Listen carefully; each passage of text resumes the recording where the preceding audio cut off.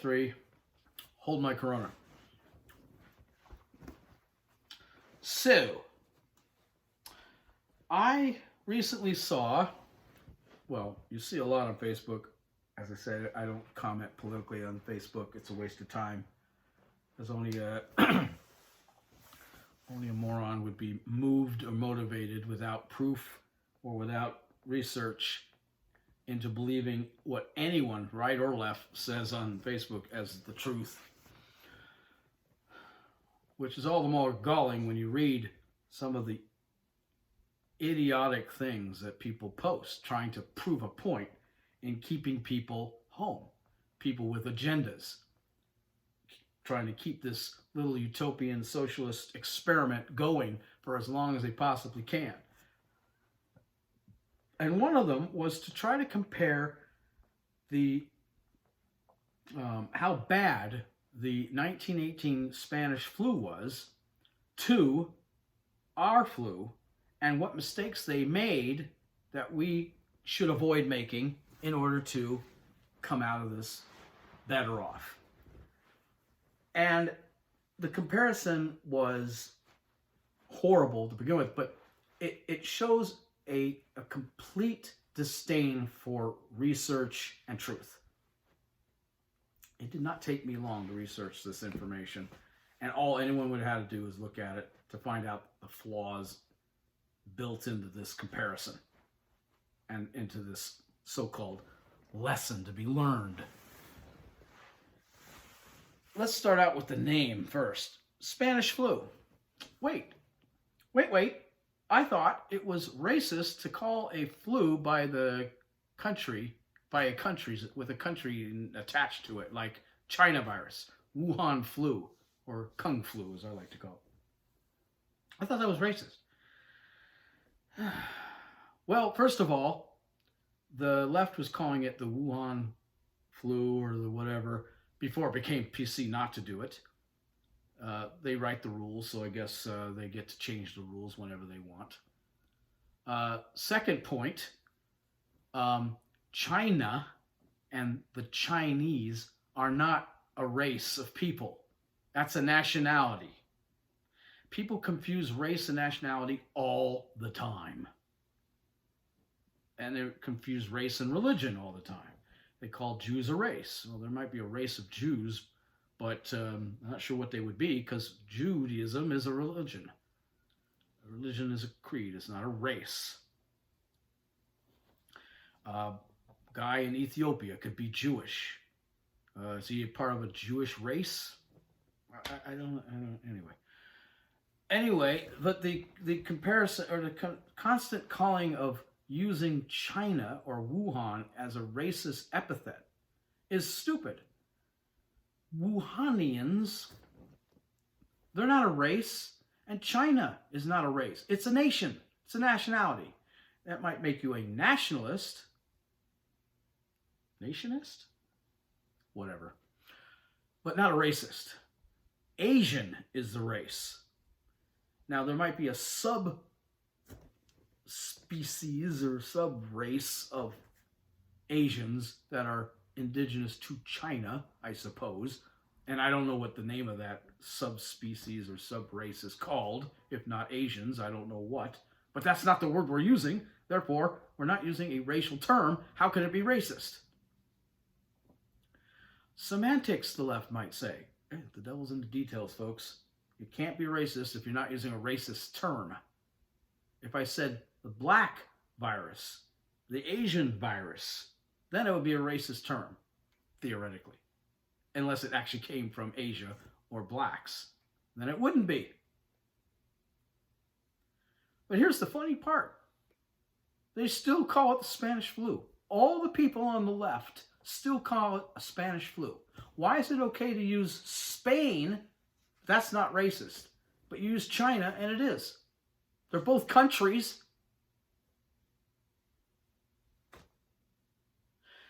And here's a little kicker. Guess what? The Spanish flu didn't start in Spain. The Wuhan flu, the China virus, did start in China. So there's one comparison that doesn't even work. The reason the Spanish flu is called the Spanish flu, first of all, they don't know where it really started. Somewhere in Europe, they think, but not Spain. They know it didn't start in Spain.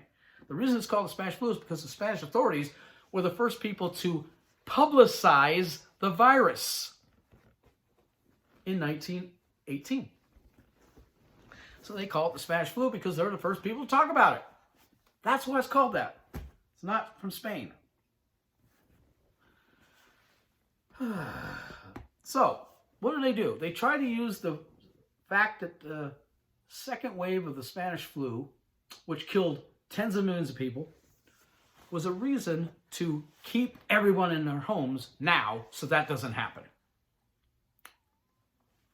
Well, there's a whole lot of problems with this comparison and a whole lot of things that are different about 1918 and its epidemic, pandemic, and today. Let's review, shall we? First of all, we're not going to have 20 to 50 million people die worldwide, we don't think, because of coronavirus. And if we did, there are, 7.5 billion people on the planet? Was there even 2 billion or 1 billion in 1918? So as a percentage of the world population, it's not even close to the same thing. Second difference. The first wave of the Spanish flu, which occurred in the April of 1918, was very mild. It didn't hit very many people at all. It was a nothing burger. And people kind of got over it thinking it wasn't going to really be much. And were a little caught off guard in August when the second wave hit. Unlike our pandemic now, where the first wave may or may not be the worst wave, may or may not be the only wave, but it is big enough to make us do drastic things and take notice. Third difference. The Spanish flu was a killer, but in a different way. Most people who died, and listen to this, people, and you can look it up. Most people who died from the Spanish flu died within 2 days. Most of the time. Under 2 days. Coronavirus is taking people from a week to a week and a half to 2 weeks to pass away if they are, so inclined to pass away.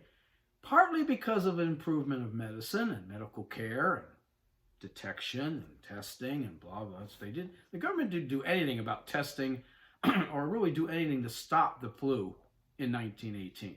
They just let it run its course because they didn't really have a choice. But it was killing people in 2 days. What the hell can you do to prevent something that's killing you in 2 days? Even today, we would have trouble stopping something if you died within 2 days. You wouldn't be able to learn enough about it, mitigate it fast enough to stop it. Fourth difference.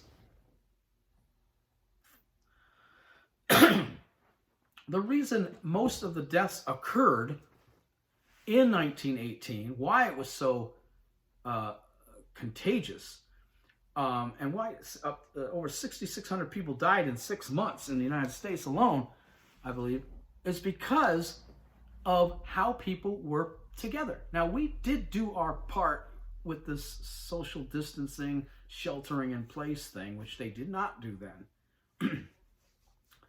And it may or may not have worked. It may or may not have done anything. It may or may not have been even needed. But they definitely didn't do that then. But there was a couple things that were different back then that is different than the way they are today. First of all, the military was, a lot of young men were in the military. And because we were going through a thing which we would like to call World War I at the time. And the military was fought also a slightly different way as they are today. They were all crammed together. They were crammed together on ships. They were crammed together in what was called trench warfare. Men were slammed together. So if somebody got Spanish flu, they all got it. I mean, the military was probably of the highest percentages of contagion for the Spanish flu than any other group. The camps, the bivouacs, the war machines, the trenches filled with the spread of this disease. The second thing that they had to contend with was hospitals. Hospitals today, as you saw with the Javits Center in New York and other places, these ones that were built in record time, thanks to Trump, by the way. For those who don't want to give Trump any wins whatsoever. Notice how the beds are built. They're built with partitions, and they're built 6 feet or more apart from each other. And there's a reason for that. It's called contagion, right? Well, they didn't do that back then in hospitals. They had beds side beside. And the thing swept through the ward, got the doctors and the nurses all infected, and they had no way to stop it. And that was true in lots of different areas throughout the country. We didn't understand or didn't take the time, or it was overwhelmed us too quickly for us to do anything about it. We don't do it that way today quite as much. And we're able to do something with a 24 news global news cycle where somebody in Timbuktu can say, hey guys, here's how to stop the spread. And the next day, everyone in the freaking civilized world knows how to stop the spread. They didn't have that back then. They didn't even have radio back then. Folks, by the time someone figured out how to mitigate anything and put it in, say, the newspaper, who the hell could read? Who could have the newspaper? And enough people had to get it by word of mouth. They had weeks and months go by. Meanwhile, death, 2 days. The fifth difference between that pandemic and this one is the I'm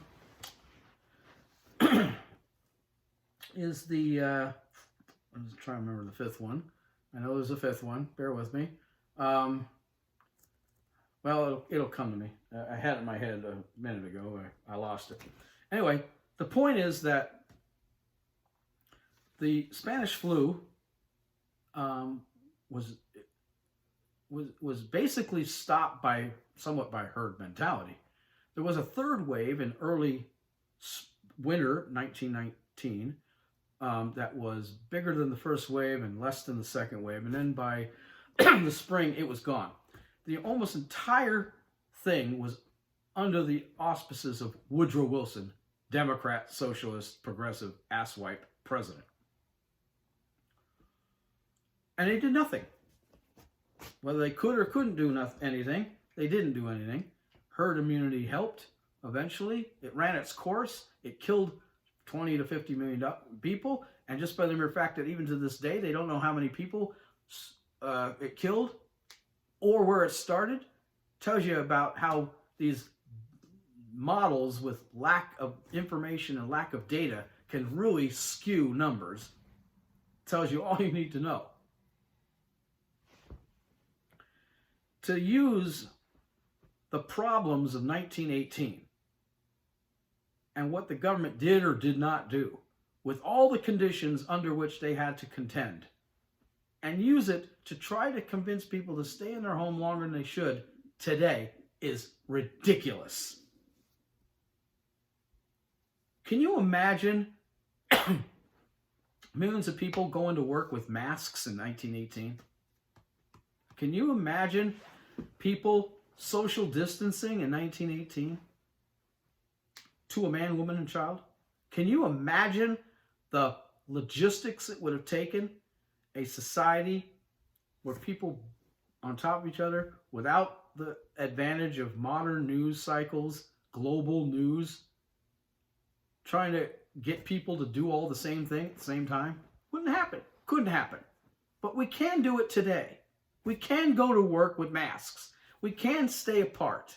We can do our job, become creative. Americans are creative. We can find ways to go back to work and still social distance and still be healthy and keep the thing from spreading. And you know what? The death rate may, or death toll, I should say, may go up a little bit. It might. But how many people are dying as a result of this shelter in place? Here's another thing the left never talks about on purpose. They don't talk about the suicide rate having gone up, do they? Do you hear about it on the left news agencies? Nope. How about the people who are lost their entire life savings and their businesses and are not coming back and are now destitute and the suffering of them and their families? Do the left talk about that on their cable news shows? Very much at all? Nope. How about the deaths of the people who are afraid to go to the hospitals because the left wing on these news shows on CNN, MSNBC, etc. have scared so many people about how bad conditions are in hospitals that they're afraid to go for their normal, when they would normally go to a hospital and their normal visits, and have died or are suffering because of that. Do they talk about that on the left? Nope. The cure can't be worse than the disease, folks, and it is showing itself to be so. At least it is now. It's time to end this nonsense, which I still contend is probably unnecessary to begin with. The left is just as complacent, if not more, in the pains we are going to have. And now we're going to have to contend with an economy that has to jumpstart itself and avoid a recession, if not a depression, hyperinflation from all this money they're printing, and a whole host of other problems, a rise in unemployment at near depression levels, if not depression-era levels, a new norm that has to be undone because the left is still pushing it. We got problems that are going to be harder to deal with than the coronavirus was. And all because this unnecessary overreaction to something that, look, stuff kills people. Every now and then, on average, every 10 years, there's a virus that kills people. And it mutates. Sometimes it mutates and gets worse. Most times it mutates like the Spanish flu and dissipates its lethality. People sometimes have to die so that others might live. I don't mean that in a way like, let's go kill people to make them live. No, nature does it for us. Nature sometimes culls the herd, if you will. Now, we can do what we can to mitigate nature, but we cannot control it. This is the hubris of the left. We need to live our lives, and we need to make sure we don't lose our freedoms in the process. The left would like nothing better than to have us accept a new norm where we have less freedoms. They get to be more tyrannical and in control of our lives, like that Michigan governor Newsom or the Cuomo. They're loving this. Ooh, look at my power. Getting my progressive on right now. We need to be careful. If this goes too far, we're doomed as a country. And don't think this isn't part of the plan. It may not have been designed by the left, but they're taking the opportunity to use it to the detriment of our freedoms and our country and our way of life. Don't let them do it, folks. Catch you on the next one. Stay safe and stay healthy.